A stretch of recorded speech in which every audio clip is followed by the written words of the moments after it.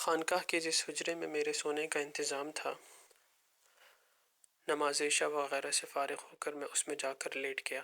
اور تصوف کے اس قسم کے اعمال و اشغال پر بطور خود ہی غور کرنے لگا۔ اس غور و فکر میں خود ہی سائل تھا اور خود ہی مجیب۔ یاد آتا ہے کہ اس ذہنی بحث و مباحثے میں دیر تک نیند نہیں آئی۔ میں چاہتا تھا کہ ذہن اس مسئلے میں بالکل یکسو ہو جائے۔ اگر میرے سوچنے میں کوئی غلطی ہو رہی ہے تو اس کی تصحیح ہو جائے، اور اگر میں ٹھیک طور پر سوچ رہا ہوں تو پھر اس بارے میں مجھے ایسا یقین و اطمینان حاصل ہو جائے کہ میں پوری قوت سے ان چیزوں کا رد و انکار کروں اور ان باتوں کے غلط باطل ہونے پر ایک سچے حق پرست کی طرح اصرار کروں۔ اسی غور و خوض میں دیر تک میرا ذہن ایک دفعہ اس طرف منتقل ہوا کہ تصوف کے ان خاص اعمال و اشغال کو، مثلاً ذکر و مراقبہ کے ان مخصوص طریقوں کو جو مشائخ کے تجویز کیے ہوئے ہیں اور اپنی قیود و اوزاعی کے ساتھ سنت سے ثابت نہیں ہیں، میرا بدعت اور نادرست سمجھنا اگر صحیح ہو تو اس کا مطلب یہ ہوگا کہ حضرت مجدد الفسانی، حضرت شاہ ولی اللہ، حضرت سید احمد شہید اور حضرت شاہ اسماعیل شہید رحمہم اللہ اور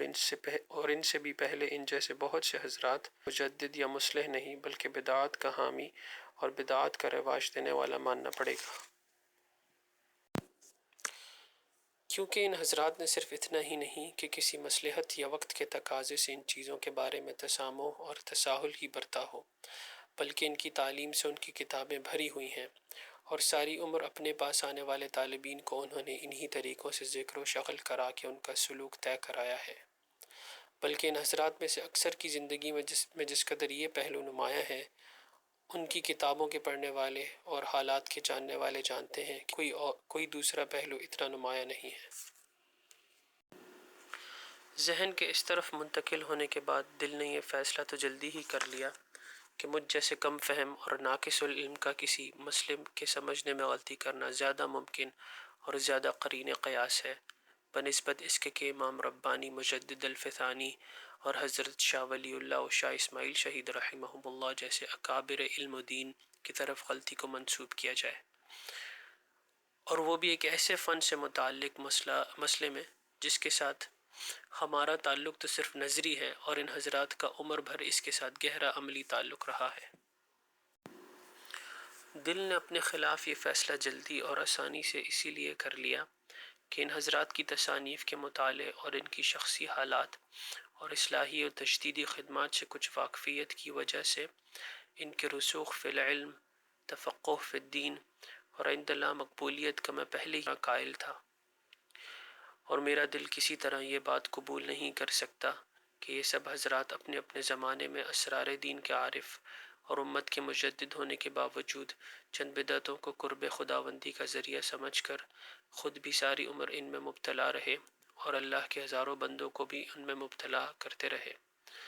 بے شک مجدد نبی کی طرح معصوم اور صاحب وحی تو نہیں ہوتا، لیکن وہ بدعات کا داعی اور مروج بھی نہیں ہو سکتا،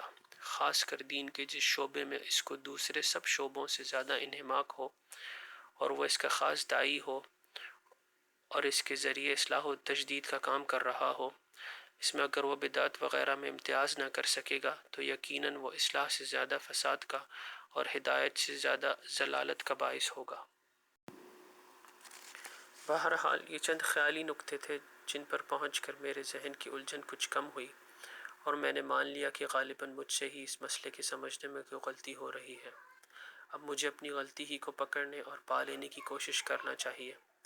رات کافی گزر چکی تھی۔